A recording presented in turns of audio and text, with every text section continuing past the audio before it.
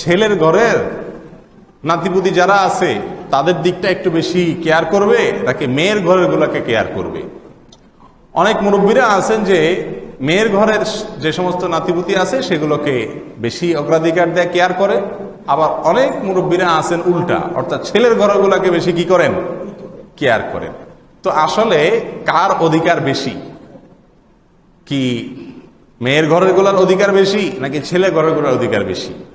এ বিষয়ে বলবো যে আসলে এখানে এতটা মাপামাপি করে অধিকার, আদরের যে অধিকার, ভালোবাসার যে অধিকার, এটার অধিকারটাকে এতটা মাপামাপি করে নিরূপণ করা কঠিন কাজ। তবে হ্যাঁ, ছেলের ঘরের যে নাতিপতি আত্মীয়তার দিক থেকে তারা মেয়ের ঘরের গুলার তুলনায় কাছের, আর আত্মীয়তার বন্ধনকে রক্ষা করার ক্ষেত্রে যারা যতটা কাছের হয় তাদের প্রতি দায়িত্বটা তত বেশি থাকে। মেয়ের ঘরের যে সন্তানরা তাদের প্রতি অধিক দায়িত্ব পালন করবে তাদের দাদা দাদি, কারণ তারা সেখানে থাকে বেশিরভাগ সময়, তাদেরকে কেয়ার করবে, তাদের পড়ালেখা, শাসন, তাদের চলাফেরা, তরবিয়ত সবকিছু তারা দেখাশোনা করবেন।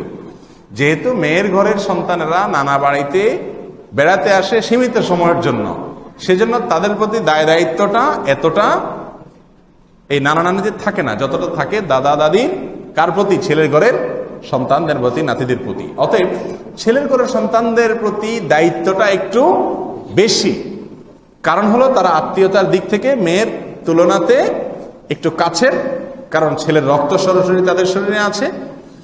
আর দ্বিতীয়ত হলো তারা যেহেতু দাদা দাদির সাথে আমাদের দেশীয় কালচারে, সংস্কৃতিতে পাশাপাশি একসাথে থাকে, সেজন্য তাদের প্রতি কর্তব্যটা বেশি থাকে।